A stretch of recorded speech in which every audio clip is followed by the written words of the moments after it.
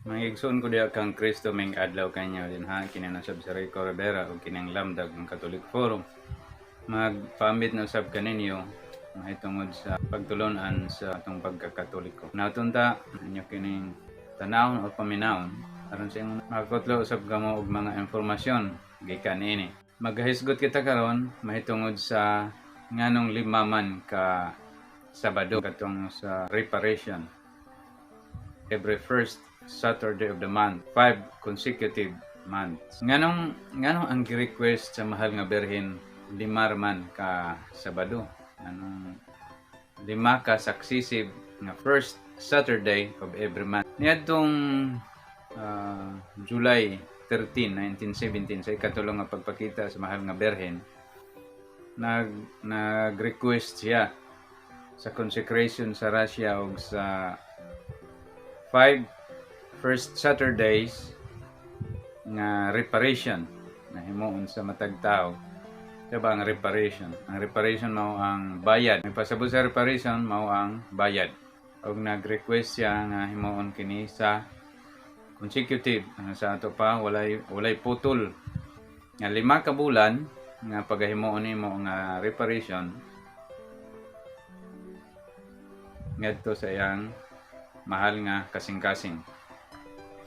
Basahan ko kini nga libro, kuha ko kini nga informasyon gikan sa The True Story of Fatima. The True Story of Fatima. Sulat kini sa usa ka pari, Father John D. Marchi.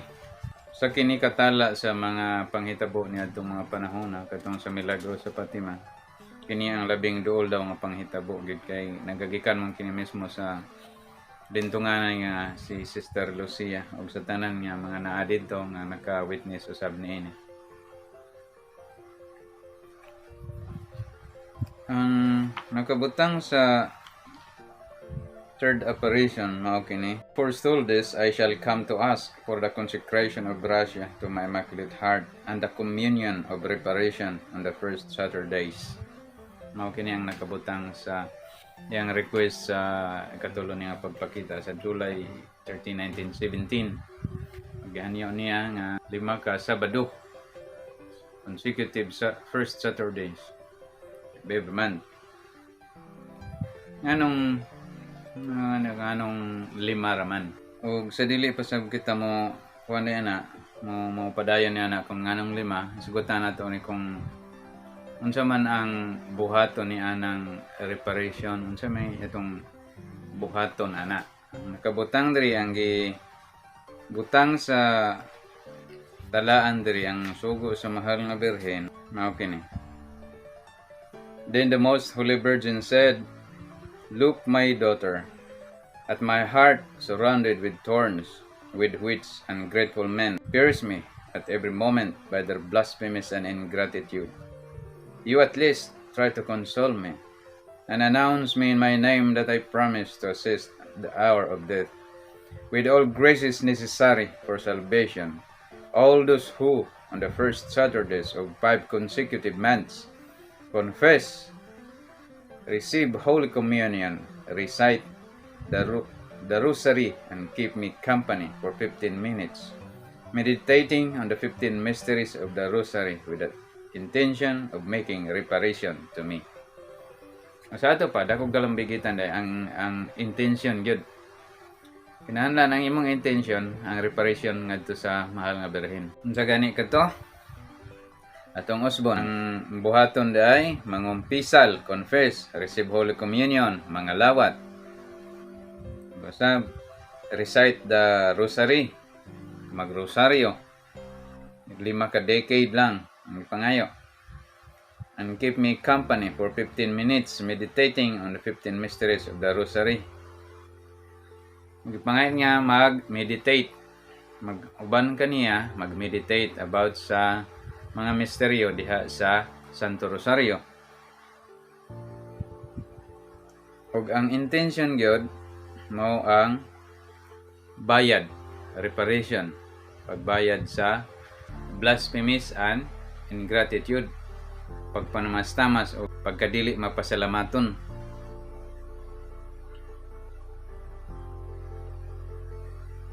mao ka na ang buhaton kung maghimo na sa reparation. Ang una, sa ikato, mangumpisal, dayon mga lawat, himo sa rosaryo, sa 5 ka decade lang. Tapos ang ikaupat, mag-meditate about sa mga misteryo sa rosaryo. Ito pa doon ay 4 lang. Ngungingan lang ganina, kumpisal, communion, mag-rosary o mag-meditate. Kanang 4 ang kinahanglan. Pag ang intention mo, kinahanglan ang reparation sa blasphemous and ingratitude. Nagpurkan na itabo, nagpurkan na gisulti sa mahal nga Berhen, niadtong December 10, 1925. Ang mahal nga Berhen nagpakita nga kang Sister Lucia. O kauban sa iyang anak nga si Ginoong Hesus nga nagporma sa usa ka bata. Ang kamot sa mahal nga Berhen gibutang niya sa abaga ni Sister Lucia. O nag-ingon dayon ang si Jesucristo, basahan ko niya, nag-ingon din si Jesus, "Have compassion on the heart of your most holy mother, covered with thorns, with which ungrateful men pierce it at every moment. And there is no one to make an act of reparation to remove them." Kaya ang nakita manggod ni Sister Lucia, ang gipakita sa mahal nga Berhen, katong iyang kasing-kasing nga gilibutan og mga tunok. Mao nga perti niyang gubulag yun. Kay ang iyang request nga dugay na kayo 1917 pa hangtod karon 16 mga pila na ba katuig, mag almost 100 years na. Wala pa gihapon, gamay lang gihapon kaayo ang nagatuman ni ini. Og ang gihangyo niya consecration sa Russia, wala pa gihapon mahitabo. Katong niagi nag-attempt sila pero tama ra gid sa attempt. Kay kung tinuod pa kato nga dunay consecration nga nahitabo, anduna na untay kalinaw. Sumala ba karon aduna bay kalinaw. Dunay say tugon diri kung pananglitan sa first Saturday dili makakumpisal naghanyo si Sister Lucia sa mahal nga Jesus. "My Jesus, many souls find it difficult to confess on Saturday. You allow a confession within 8 days to be valid." Pwede ba kuno nga 8 days?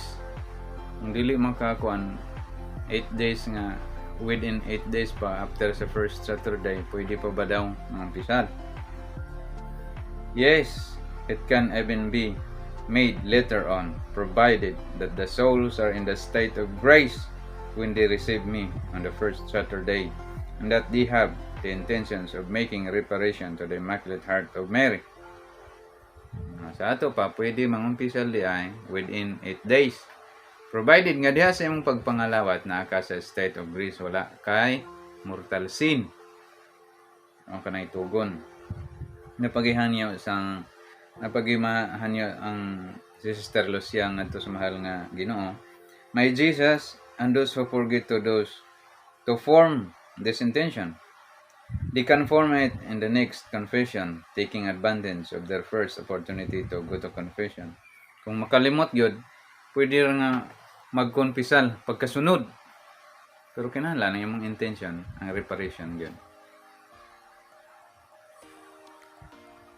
Pagkahuman sa ilang magkanasulti, nawala na dayon siya. Nawala ang Ginoong Hesus.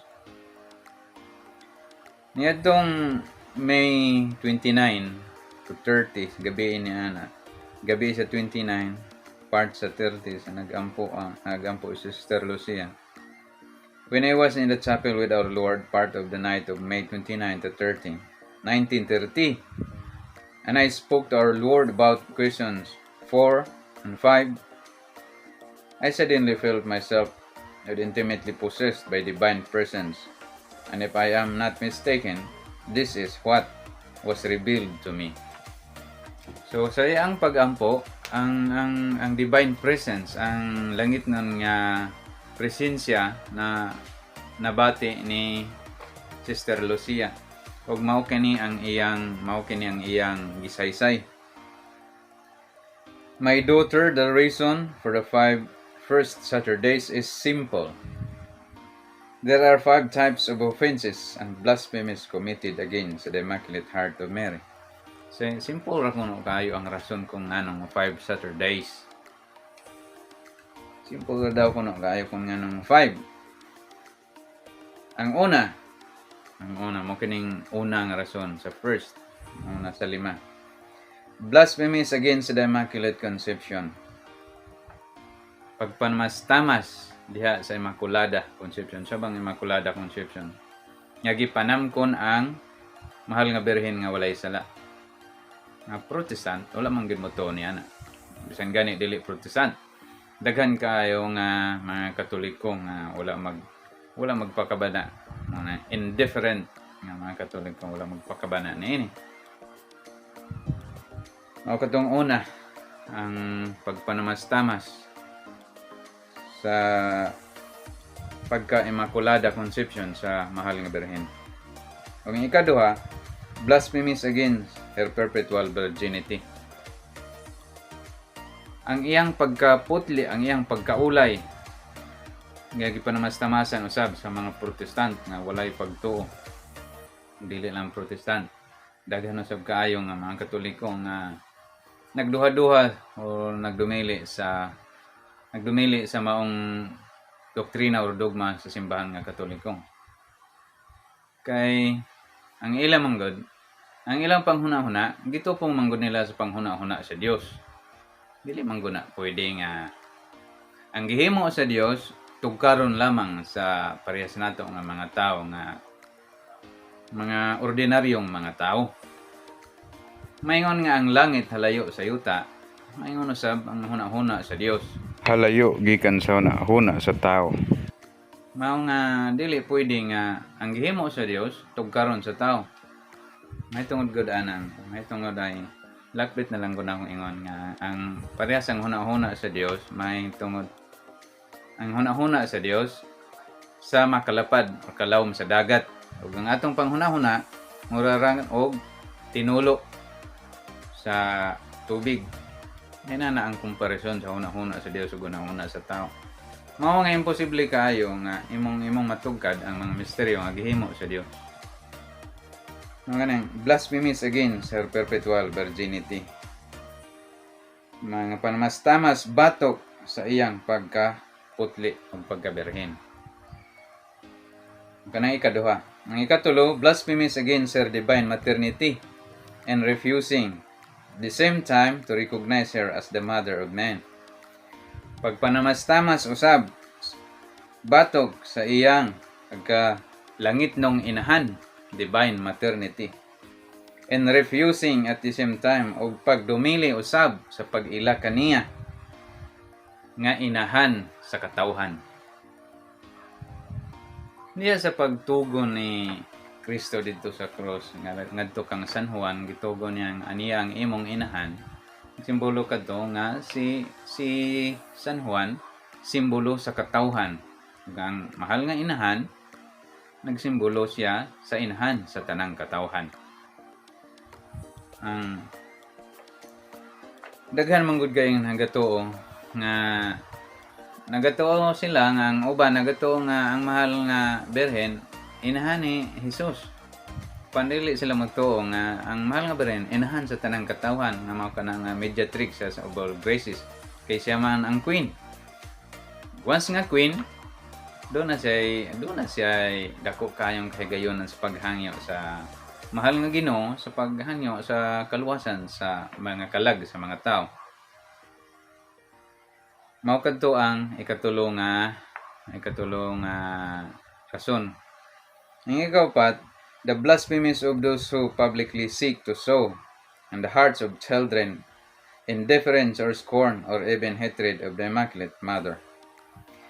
Pagpanamastamas usab kuno nga diha sa publiko sa pagtanom ngadto sa mga kasing-kasing sa mga bata, sa pagway pagpakabana or even sa pagdumot sa Immaculada Conception.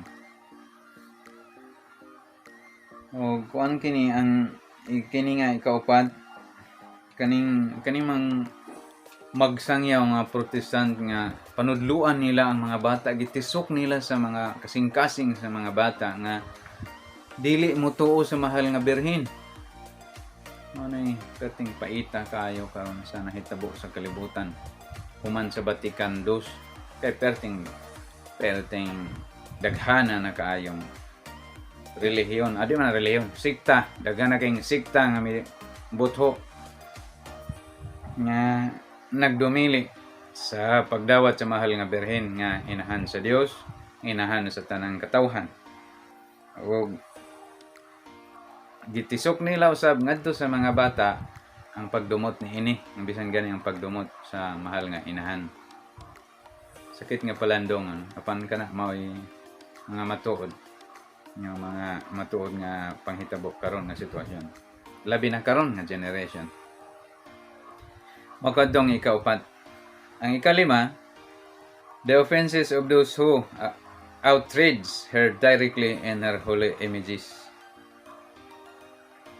Ang ikalima, nga ang paglapas o ang paglapas dunay kasuko kaniya directly diretso in her holy images sa iyang balaan nga imahen. Mga tao, daghan kayo mga tao nga ang uban ang point kay ang protestante grabe ang pagpanamastamas nila sa mahal nga birhen. Daghan gani kaya ang mga imahen nga gipang sunog sa uban or gipang lubong sa uban. Dili lang gani protestant, daghan kayo usab nga mga katoliko nga human sa Vatican II, wala na kay magpakabana sa mahal nga birhen nga mahimong mediatrix of all graces, nga siya ang kaabag sa mahal nga Dios sa kaluwasan sa mga tao. Wala na sila magatuon niini. Wala na gani kay isabuag ang rosaryo sa tanang katoliko sa matag adlaw. Natunta nga ang simbahan nga katoliko karon magatudlo gihapon sa Santo Rosario matag adlaw. Karon sa ingon niya na bisan na lang sa ginagmay dunay reparation nga mahitabo. Alang sa kalinaw sa pamilya ug sa tibuok kalibutan. Mao katong 5 ka rason. Nganong 5 lang tungod kay kana mao dagko kay nga mga rason kung nganong nag-uol ug nagsubo ug maayo ang mahal nga birhen. Ang iyang mga anak wala na magtamod kaniya. Sa iyang pagka-inahan sa Dios, sa iyang pagka-Immaculada Concepcion, sa iyang pagkainahan sa tanang katawhan.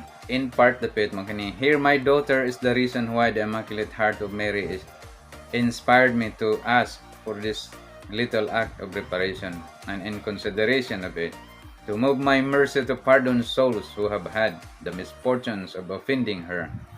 As for you, always seek by your prayers and sacrifices to move my mercy to pity for those poor souls. Nga sa ato pa, ang pagpasidungog sa mahal nga birhen, pagpasidungog usab sa Ginoo, maong si Jesucristo. Ang uban mahadlok sila magpasidungog sa mahal nga birhen kay basing kuno hinuon niya og mga bugho ang Ginoo nga anong dito ka magkuan sa mahal nga birhen, magpasidungog dili sa iya. Kana mo'y taphaw kaayo nga pagsabot sa mga Katoliko. Once gani magpasinungog ka sa mahal nga birhen, nalipay ug maayo ang iyang anak-anak nga si Ginoong Hesus. Kay pinaagi sa mahal nga birhen, ang imong pagpasidungog nga tawhanon, limpyuhan kana sa mahal nga birhen ug ang mahal nga birhen may maghalad niya na ngadto sa Dios. Ang atong mga pag-ampo ngadto sa Ginoo pinaagi diha sa mahal nga birhen. Dunggon gyud kung kana nagasubay man sa kabubuton sa Ginoo. Manghinaut ako nga hinaut nta nga sa matag adlaw. Bisan na lang ang pagrosaryo sa matag adlaw himuon sa tanang mga Katoliko. Nautunta na bisan sa ginagmang pamagi. Kung dili man nato mahimo diha dayon ang 5 ka first Saturdays sa reparation. Not unta nga bisan magplano na lang unta ka maghuna-huna kay kung maghuna-huna manggod ka na manggod chance nga mahimo gid nimo. Pero kung maghuna-huna man gani ka nga lisod man siguro na himuon. So dili gid na nimo mahimo. Pero maghuna-huna gani ka nga kung masugdan ko lang gini, kinahanglan masugdan ko gid. So mahimo nimo kana pinaagi sa panabang sa mahal nga berhen. Kay dili man kini nimo mahimo kung dili nimo pangayoon sa mahal nga berhen. Kay dili ka man tagaan sa grasya diha sa kaikag sa paghimo niini. Nga o manghinaot unta ko nga diha sa panabang sa mahal nga berhen kita magkanunayon o magmakanunayon diha sa pagampo sa Santo Rosario o hinaot unta nga ang giya sa mahal nga berhen sa paghimo sa 5 first Saturdays consecutive in 5 months paghahimon unta sa tanang mga Katoliko. Daghang salamat. Kinilang sa Rico Rivera. Ave Maria.